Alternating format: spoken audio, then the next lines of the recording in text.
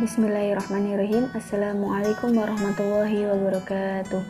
Saya Mima Ma'rifatul Ula. Dalam kesempatan kali ini akan mencoba memaparkan tentang pemikiran tokoh Islam, yaitunya dari Ibnu Khaldun. Dalam kesempatan kali ini kita akan membahas beberapa hal. Yang pertama yaitu mengenai biografi Ibnu Khaldun, mulai dari fase kelahiran, perkembangan, dan studi hingga fase wafatnya beliau. Kemudian yang kedua mengenai pemikiran Ibnu Khaldun, yaitunya ada mekanisme pasar, konsep uang, keuntungan, pembagian kerja, keuangan publik, standar keuangan negara, perdagangan internasional, dan kesejahteraan masyarakat. Baik, kita masuk kepada pembahasan yang pertama, yaitunya biografi Ibnu Khaldun. Kita mulai dari fase kelahiran, perkembangan, dan studi. Nama lengkap Ibnu Khaldun adalah Abdurrahman Abu Zaid Waliyuddin Ibnu Khaldun. Abdurrahman adalah nama kecilnya, dan Abu Zaid adalah nama panggilan keluarganya. Sedangkan Waliyuddin adalah gelar yang diberikan kepadanya sewaktu ia menjabat sebagai qadhi di Mesir. Selanjutnya ia lebih populer dengan sebutan Ibnu Khaldun. Nah, Ibnu Khaldun ini dilahirkan di Tunisia pada awal bulan Ramadan 732 Hijriah atau bertepatan dengan 27 Mei 1332 Masehi. Masa kelahirannya ini merupakan masa penghujung zaman pertengahan dan permulaan zaman Renaissance di Eropa, sehingga ia pun hidup ketika dunia Islam berada pada masa kemunduran dan disintegrasi yang ditandai dengan jatuhnya kekhalifahan Abbasiyah ke tangan pasukan Mongol. Dalam salah satu karyanya yang diberi judul At-Ta'rif, Ibnu Khaldun menerangkan tentang dirinya dan garis keturunannya sebagai Abdurrahman ibnu Muhammad ibnu Al-Hasan ibnu Jabir ibnu Muhammad ibnu Ibrahim ibnu Abdurrahman ibnu Khaldun. Keluarganya ini berasal dari Hadramaut, Yaman, dan silsilahnya sampai kepada salah seorang sahabat Nabi SAW yang bernama Wail ibnu Hujr dari kabilah Kindah. Salah seorang cucu Wail, Khalid Ibnu Utsman, memasuki daerah Andalusia bersama-sama dengan orang-orang Arab penakluk di awal abad ketiga Hijriah. Kemudian anak cucunya membentuk satu keluarga yang besar dengan nama Bani Khaldun. Dari nama Bani Khaldun inilah Ibnu Khaldun berasal. Bani Khaldun ini pertama kali tinggal di kota Kormulah di Andalusia, sebelum kemudian berhijrah ke kota Seville. Sejak masa mudanya, Ibnu Khaldun ini telah menghafal Al-Quran dan menguasai beberapa disiplin ilmu Islam seperti tajwid, tafsir, hadis, usul fikih, tauhid, dan fikih mazhab Maliki. Ia juga mempelajari ilmu-ilmu akliyah seperti filsafat, tasawuf, dan metafisika, serta ilmu-ilmu bahasa seperti nahwu, sharaf, balaghah. Di samping itu, ia juga tertarik pada ilmu politik, sejarah, ekonomi, geografi, fisika, dan matematika. Akan tetapi ketika ia berusia 18 tahun, terjadi suatu peristiwa penting yang menyebabkannya berhenti belajar, di mana terjadinya wabah penyakit pes di sebagian besar belahan dunia timur dan bagian barat yang meliputi negara-negara Islam di Samarkand hingga Maghribi dan Italia, dan juga sebagian besar negara-negara Eropa dan Andalusia. Dari kejadian ini, kedua orang tua dan beberapa gurunya meninggal dunia. Dan pada akhirnya, Ibnu Khaldun berusaha sendiri untuk mendapatkan pekerjaan dengan terjun ke dunia politik. Selanjutnya, fase menjadi birokrat dan politisi.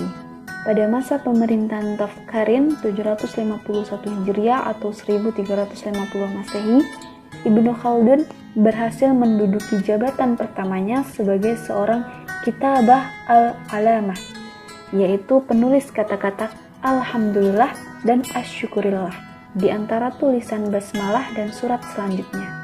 Jabatan ini ia dapatkan setelah terjadinya penyerobotan atas tanah yang ditinggalkan penguasa Bani Marin oleh Abu Fadl ibnu Sultan Abu Yahya An-Nafs, dan selanjutnya ia mengangkat Abu Muhammad ibnu Tafkarin sebagai Perdana Menteri daerah tersebut. Namun, jabatan yang diemban oleh Ibnu Khaldun tidak berlangsung lama setelah Ibnu Tafkarin berhasil ditaklukkan oleh Abu Zaid, penguasa Konstantinopel selanjutnya. Ibnu Khaldun akhirnya melarikan diri ke Basrah, Aljazair. Di Basrah, Ibnu Khaldun ini berusaha bertemu dengan Sultan Bani Marin, Abu Anan, dan berusaha menarik kepercayaannya Sultan. Pada tahun 755 Hijriah, ia akhirnya diangkat menjadi anggota Majelis Ilmu Pengetahuan, dan setahun kemudian diangkat menjadi sebagai kitabah atau sekretaris pribadi Sultan. Akan tetapi Ibnu Khaldun dituduh hendak mengkudeta Sultan. Ia akhirnya dipenjara selama 21 bulan dan baru bisa dibebaskan setelah Sultan wafat. Dengan berbagai intrik politik yang menyebabkan terbunuhnya Sultan pada tahun 763 Hijriah atau 1362 Masehi, Ibnu Khaldun akhirnya memutuskan untuk pergi ke Granada, Spanyol. Di Granada, Ibnu Khaldun ini diangkat oleh Sultan Bahi Ahmar sebagai duta kerajaan di Castilla, sebuah kerajaan Kristen yang terletak di Sheffield. Namun karena hubungannya kurang harmonis dengan Sultan, akhirnya ia kemudian hengkang ke Bijaya pada tahun 766 Hijriah atau 1364 Masehi. Di sana oleh Sultan Abu Abdillah Muhammad, penguasa Bani Nafs, ia diangkat sebagai hijabah atau perdana menteri yang merangkap sebagai khatib dan guru ilmu hukum. Tetapi kekuasaan Bijayah pada akhirnya jatuh ke tangan Abu Abbas Ahmad, hingga pada akhirnya setelah terjadi kejatuhan kekuasaan secara bergiliran, Ibnu Khaldun pun pergi kembali ke Granada untuk yang kedua kalinya. Namun kehadirannya di Granada ini tidak diterima oleh Sultan Bani Ahmar dan menyuruhnya kembali ke Maghribi. Kemudian kita masuk kepada fase penulisan kitab. Setelah meminta maaf kepada Sultan Bani Ahmar atas pengkhianatan yang dilakukannya, Ibnu Khaldun kembali ke Maghribi dan diterima oleh Sultan Abu Hammu pada hari raya Idul Fitri 766 Hijriah atau 1374 Masehi. Begitu ia menginjakkan kakinya di Tilmisan, ia berjanji pada dirinya sendiri untuk tidak terjun ke dunia politik lagi. Di masa Sultan Abu Hammu, ia ditugaskan untuk mendatangi kabilah-kabilah di seluruh daerah serta mengajak mereka untuk tunduk pada pemerintahan Abu Hammu. Kesempatan tersebut dimanfaatkannya untuk mengamati dan mencari tempat yang cocok baginya untuk membaca dan mengarang. Kemudian, atas bantuan teman-temannya dari Bani Uraif, Ibnu Khaldun tinggal di Qa'lat, benteng Ibnu Alamah sampai tahun 780 Hijriah atau 1378 Masehi. Di sanalah ia mengarang kitab Al-Ibar. Kemudian di tahun 780 Hijriah, Ibnu Khaldun memutuskan untuk kembali ke tanah airnya di Tunisia. Di sana ia kemudian menelaah kembali dan melakukan beberapa revisi atas isi kitabnya tersebut. Dan pada tahun 784 Hijriah atau 1382 Masehi, ia kemudian pindah ke Iskandaria, Mesir, dengan maksud menghindari kekacauan dunia politik di Maghribi. Setelah sebulan tinggal di sana, ia kemudian memutuskan untuk pergi ke Kairo. Fase selanjutnya adalah fase menjadi pengajar, hakim negara, dan wafat. Kedatangan Ibnu Khaldun di Kairo ini disambut hangat oleh para penduduknya, terutama dari kalangan ulama. Rakyat Mesir sudah banyak yang kenal tentang ihwal kepribadiannya, terutama tentang kitabnya Muqaddimah. Di sana, dengan bertempat tinggal di Universitas Al-Azhar, ia membentuk suatu halaqah dan memberikan kuliah hadis dan fikih maliki serta menerangkan teori-teori kemasyarakatan yang terdapat dalam kitab Muqaddimahnya tersebut. Disinilah karir Ibnu Khaldun di bidang pendidikan bermula. Kemudian pada tahun 786 Hijriah, ia ditunjuk oleh Raja Mesir kala itu, Zahir Barquq, sebagai dosen dalam ilmu fikih mazhab Maliki di Madrasah Al-Qahmiyah. Pada tahun 787 Hijriah, Ibnu Khaldun diminta kembali oleh Sultan Zahir untuk menjadi guru di Madrasah Zahiriyah Burqukiyah dalam ilmu fikih Maliki setelah sebelumnya ia mengundurkan diri dari jabatannya sebagai ketua pengadilan kerajaan. Pada tahun 791 Hijriah, Sultan memintanya kembali untuk menjadi guru hadis di Madrasah Syarqat Nushi, di mana kitab pegangannya menggunakan kitab Al-Muwatta karya Imam Malik Ibnu Anas. Setelah sebelumnya Ibnu Khaldun mendapatkan izin untuk menunaikan ibadah haji pada tahun 789 Hijriah. Setelah 3 bulan mengajar di sana, ia kembali ditunjuk sultan untuk mengajar di Khanqah Baybars, sebuah tempat tarekat sufi. Dalam karirnya di bidang hukum, Ibnu Khaldun pernah diangkat menjadi ketua pengadilan kerajaan oleh Sultan Zahir Barquq pada tahun 786 Hijriah. Ia berjanji untuk senantiasa menegakkan wibawa pengadilan dalam memerangi segala bentuk sogokan, tipu daya, korupsi, dan manipulasi di lembaga yang dipimpinnya itu. Namun amanah yang diemban tidak berlangsung lama karena seiring mendapat fitnah, hasutan, dan serangan-serangan yang membuat hatinya tidak tenang, gundah, dan terguncang atas kebijakan-kebijakan yang ia ambil. Maka dari itu, ia memutuskan untuk mengundurkan diri. Pada pertengahan kedua tahun 801 Hijriah, Ibnu Khaldun kembali diangkat menjadi ketua pengadilan kerajaan. Setelah 14 tahun disingkirkan dari jabatan tersebut. Namun, pasca Zahir Barquq wafat dan kedudukannya digantikan oleh putranya, Nashir Faraj, Ibnu Khaldun memilih untuk mengundurkan diri dari jabatannya sebagai ketua pengadilan kerajaan. 5 tahun menjelang ia wafat pada tahun 803 Hijriah, Ibnu Khaldun pernah ikut menemani Sultan Nashir Faraj ke Damaskus dalam satu pasukan untuk menahan serangan penguasa kerajaan Mongol Timur Leng.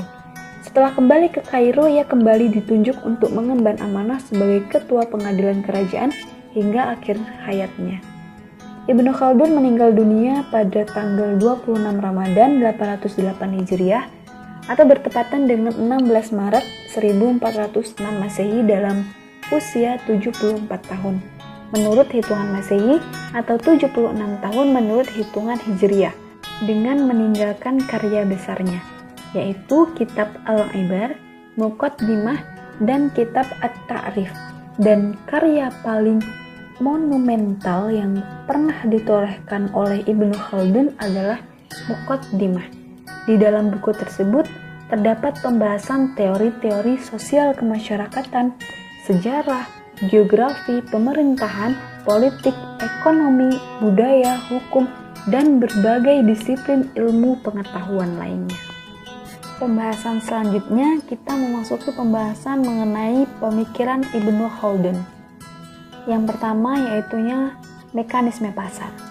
Ibnu Khaldun secara khusus memberikan ulasan tentang harga dalam bukunya Al-Muqaddimah pada satu bab berjudul Harga-harga di Kota. Ia membagi jenis barang menjadi 2 jenis, yaitu barang kebutuhan pokok dan barang perlengkapan. Ia mengatakan, karena segala macam biji-bijian merupakan sebagian dari bahan makanan kebutuhan pokok, karenanya permintaan akan bahan itu sangat besar. Tak seorang pun melalaikan bahan makanannya sendiri atau bahan makan keluarganya, baik bulanan atau tahunan. Sehingga usaha untuk mendapatkannya dilakukan oleh seluruh penduduk kota atau oleh sebagian besar daripada mereka, baik di dalam kota itu sendiri maupun di daerah sekitarnya. Ini tidak dapat dipungkiri, masing-masing orang yang berusaha untuk mendapatkan makanan untuk dirinya sendiri memiliki surplus besar melebihi kebutuhan diri dan keluarganya. Surplus ini dapat mencukupi kebutuhan sebagian besar penduduk kota itu.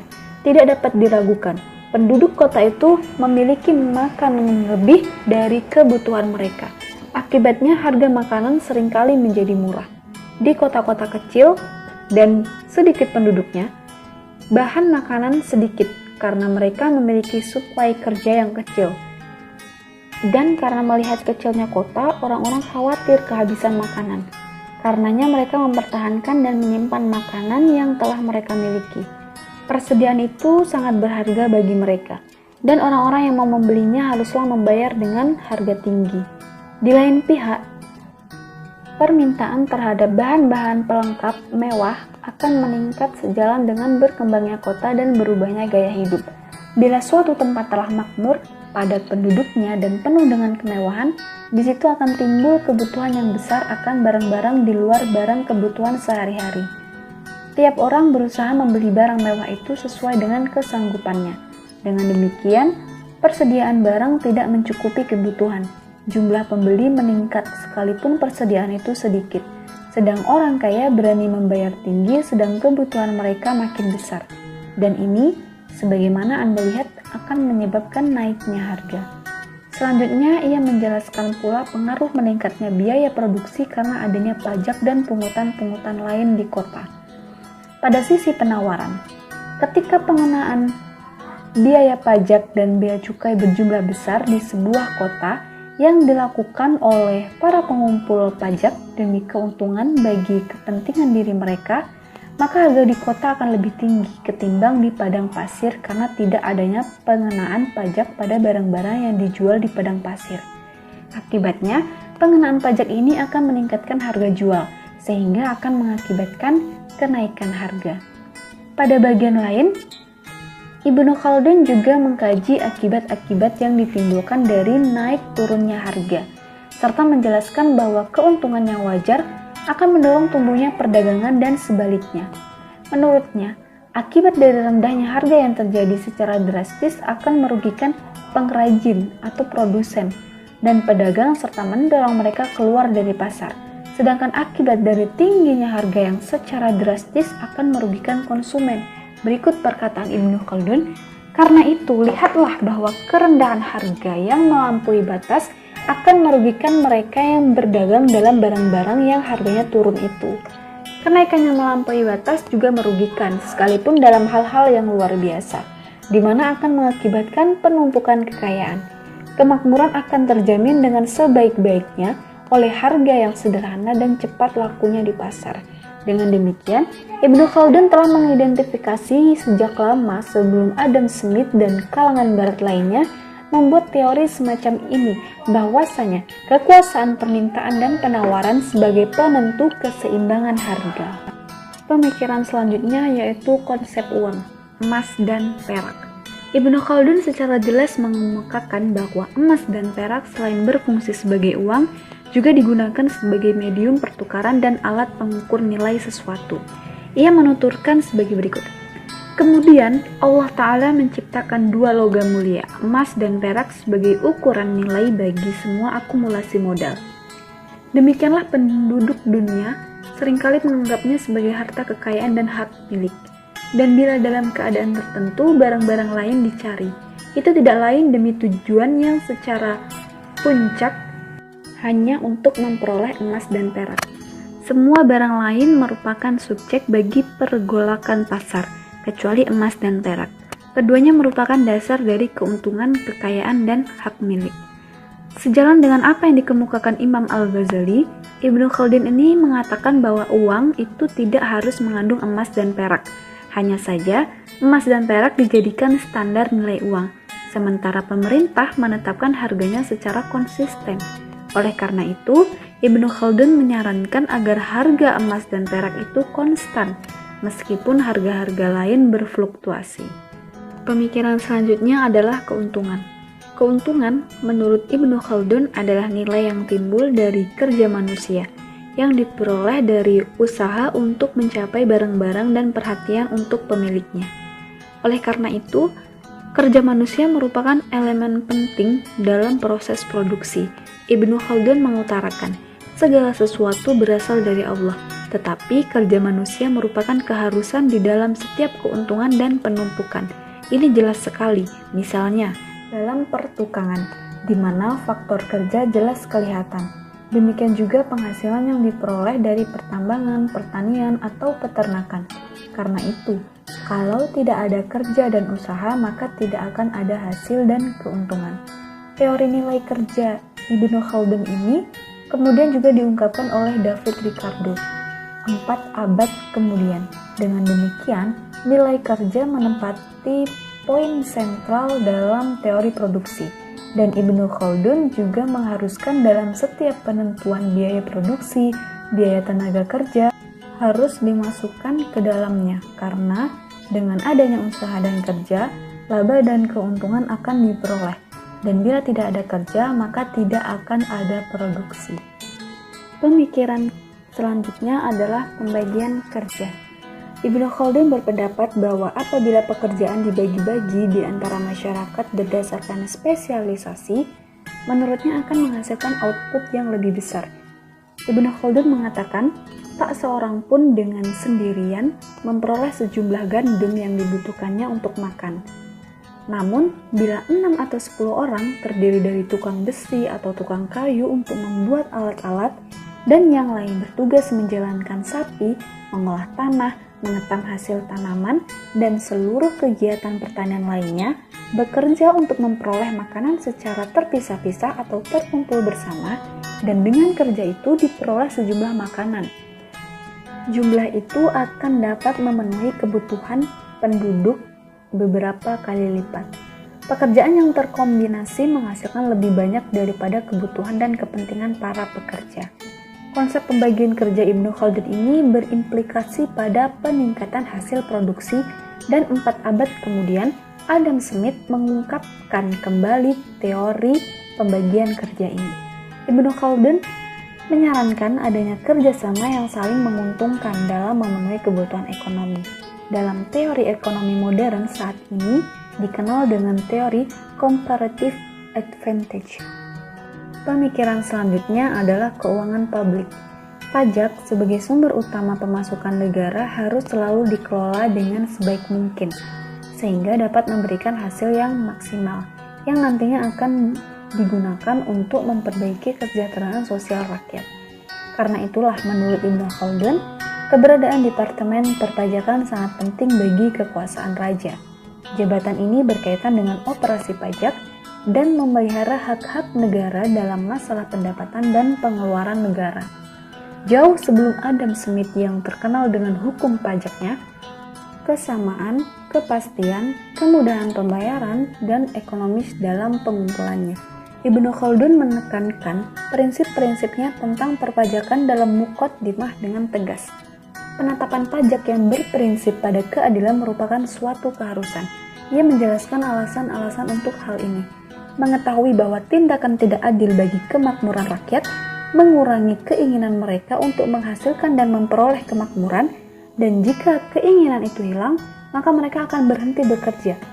Semakin besar pembebanan, semakin besar efek terhadap usaha mereka untuk menghasilkan, dan jika rakyat enggan menghasilkan dan berhenti bekerja, pasar akan mati dan kondisi rakyat akan semakin memburuk. Kemudian Ibnu Khaldun menggambarkan bagaimana pengaruh pajak terhadap insentif dan produktivitas. Ia menyimpulkan bahwa faktor terpenting untuk prospek usaha adalah dengan meringankan beban pajak bagi pengusaha untuk menggairahkan kegiatan bisnis dengan menjamin keuntungan lebih besar setelah pajak. Ibnu Khaldun menuturkan, ketika pajak dan bea cukai ringan, rakyat akan memiliki dorongan untuk lebih aktif berusaha. Bisnis bagaimanapun juga akan mengalami kemajuan, membawa kepuasan yang lebih besar bagi rakyat. Karena pajak yang rendah dan penerimaan pajak juga meningkat secara total dari jumlah keseluruhan penghitungan pajak. Ibnu Khaldun juga menganalisa efek dari pengeluaran belanja pemerintah dalam perekonomian, yang intinya dipelajari oleh Keynes. Ia mengatakan penurunan dalam penghasilan pajak disebabkan juga oleh penurunan belanja pemerintah. Alasannya ialah bahwa negara adalah pasar yang paling besar, ibu semua pasar, dasar semua perdagangan, substansi dari pemasukan dan pengeluaran. Apabila bisnis pemerintah merosot dan volume perdagangan kecil, secara alami pasar yang tergantung akan menunjukkan simptom yang sama dan lebih hebat lagi. Selanjutnya, uang selalu beredar di antara raja dan rakyatnya. Oleh karena itu, apabila raja menyimpan atau menahan uangnya, maka kerugian akan menimpa rakyat. Sunnah Allah berlaku atas hamba-hambanya. Pemikiran selanjutnya yaitunya mengenai standar kekayaan negara. Menurut Ibnu Khaldun, kekayaan suatu negara tidak ditentukan oleh banyaknya uang di negara tersebut, tetapi kekayaan suatu negara ditentukan oleh tingkat produksi domestik dan neraca pembayaran yang positif dari negara tersebut. Dengan demikian, negara yang makmur adalah negara yang mampu memproduksi lebih banyak dari yang dibutuhkan, sehingga kelebihan hasil produksi tersebut dapat diekspor dan pada akhirnya akan menambah kemakmuran di negara tersebut. Selanjutnya mengenai perdagangan internasional. Teori Ibnu Khaldun tentang pembagian kerja merupakan embrio dari teori perdagangan internasional yang berkembang pesat pada era merkantilisme di abad ke-17. Hal itu didasari analisisnya tentang pertukaran atau perdagangan di antara negara-negara miskin dan negara kaya yang menimbulkan kecenderungan suatu negara untuk menyimpor ataupun mengekspor dari negara lain. Ibnu Khaldun mengatakan bahwa melalui perdagangan luar negeri, kepuasan masyarakat, keuntungan pedagang, dan kekayaan negara semuanya meningkat. Perdagangan antar negara ini baru bisa dilakukan setelah terpenuhinya kebutuhan domestik dengan tingkat efisiensi dalam konsumsi masyarakat. Kemudian tentang pemikiran Ibnu Khaldun yaitu kesejahteraan masyarakat. Kesejahteraan dan pembangunan menurut Ibnu Khaldun ini bergantung pada aktivitas ekonomi, jumlah dan pembagian tenaga kerja, luasnya pasar, tunjangan dan fasilitas yang disediakan negara serta peralatannya. Pada gilirannya tergantung pada tabungan atau surplus yang dihasilkan setelah memenuhi kebutuhan masyarakat. Semakin banyak aktivitas yang dilakukan, maka negara akan semakin besar. Pendapatan yang besar akan memberikan kontribusi terhadap tingkat tabungan yang lebih tinggi dan investasi yang lebih besar untuk peralatan, dan dengan demikian akan ada kontribusi yang lebih besar di dalam pembangunan dan kesejahteraan. Ketika tingkat pendapatan dan kesejahteraan tinggi, hal ini akan memberikan kontribusi terhadap kenaikan pendapatan pajak sehingga memungkinkan pemerintah mengeluarkan anggaran yang lebih untuk kesejahteraan rakyat. Alat untuk mencapai kesejahteraan dan pembangunan yang paling utama menurut Ibnu Khaldun adalah masyarakat, pemerintah, dan keadilan. Di dalam masyarakat, solidaritas diperlukan untuk meningkatkan kerjasama, sehingga akan meningkatkan produktivitas dan juga solidaritas akan menguat jika ada keadilan. Dalam segi pemerintahan, pemerintah hendaknya menggunakan kekuasaannya untuk membuat fungsi pasar berjalan lancar, dengan membuat berbagai infrastruktur yang berfungsi memperlancar kegiatan ekonomi.